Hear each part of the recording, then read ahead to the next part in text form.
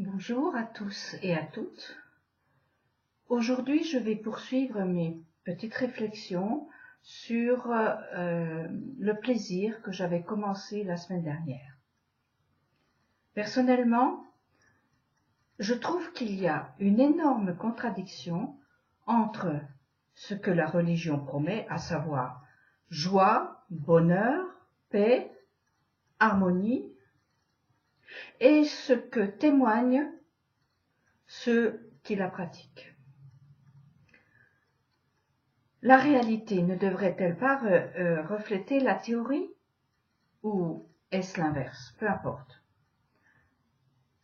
Je sais. On dit que la réalité est moche, sombre, cruelle. On dit aussi qu'elle cache des merveilles que seuls quelques initiés peuvent capter. Alors, ces soi-disant privilégiés demandent de leur donner tout le crédit à la hauteur de leur célébrité.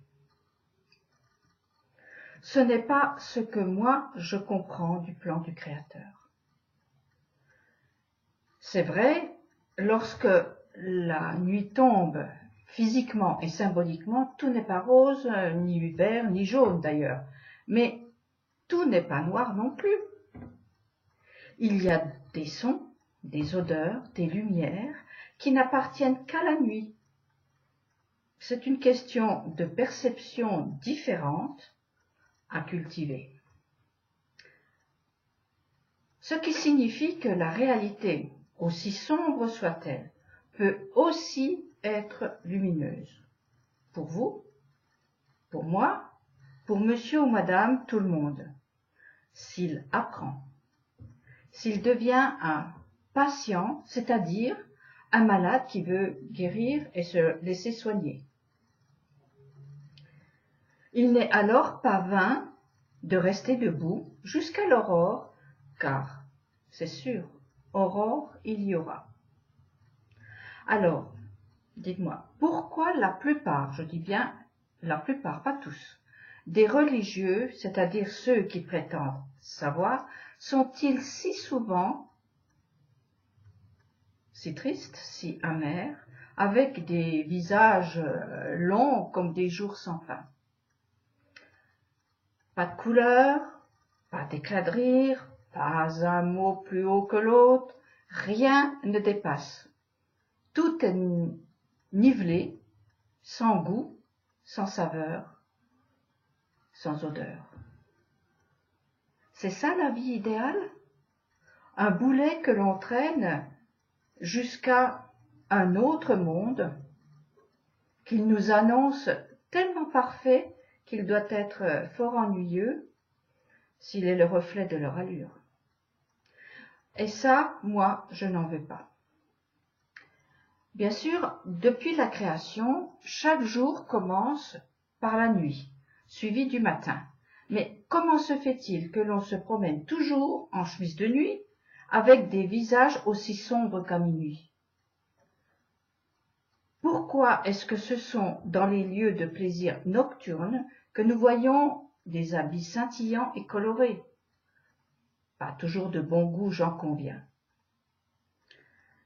Mais les enfants de lumière n'ont-ils pas vu que le soleil s'était levé, qu'un arc-en-ciel multicolore se dessinait sur les nuages? N'entendent-ils pas les oiseaux comme des trompettes devant l'aurore? Ils ne voient pas les fleurs s'ouvrir à la lumière? Pourquoi baissent-ils la tête?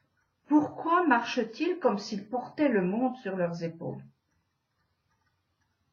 Notre monde tient en équilibre sur deux forces qui s'opposent en permanence, le jour, la nuit, la terre, le ciel, l'eau, le feu, le féminin, le masculin et la tristesse, la joie. Aucune de ces composantes ne doit se confondre avec l'autre, mais aucune ne peut remplacer l'autre.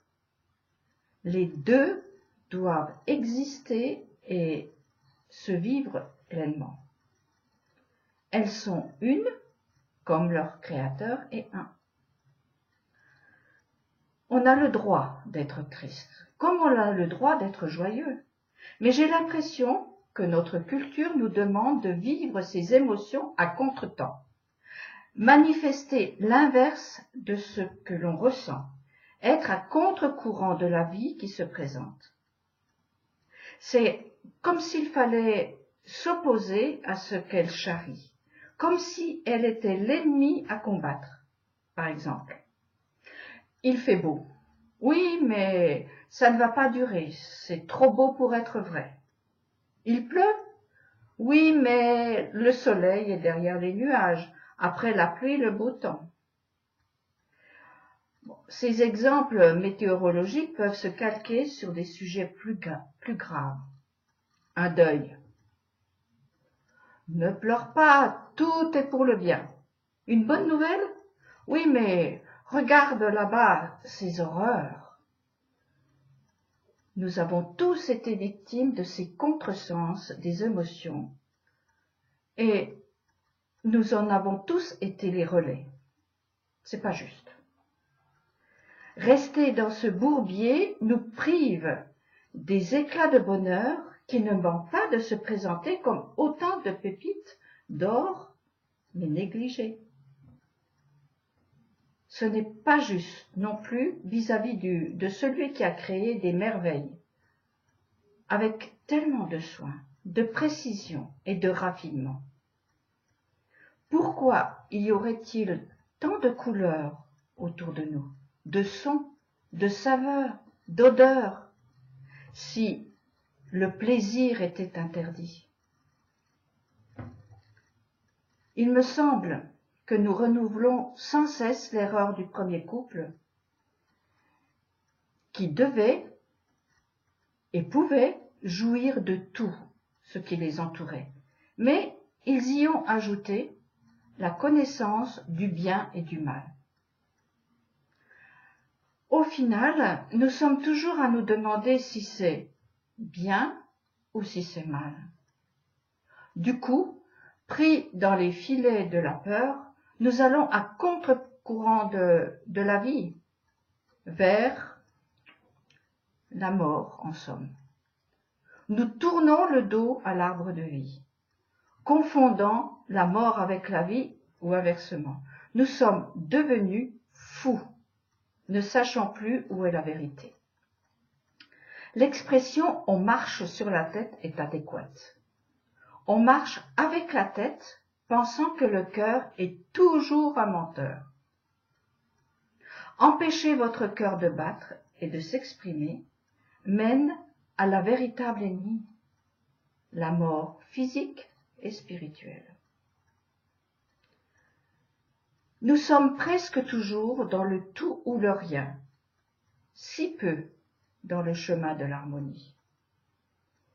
Pétris et pétrifiés de peur, nous passons à côté des plaisirs qui donnent toutes les couleurs d'un jour nouveau, préparé pour être vécu à plein poumon. Alors, changeons notre fusil d'épaule. Bonne semaine à tous.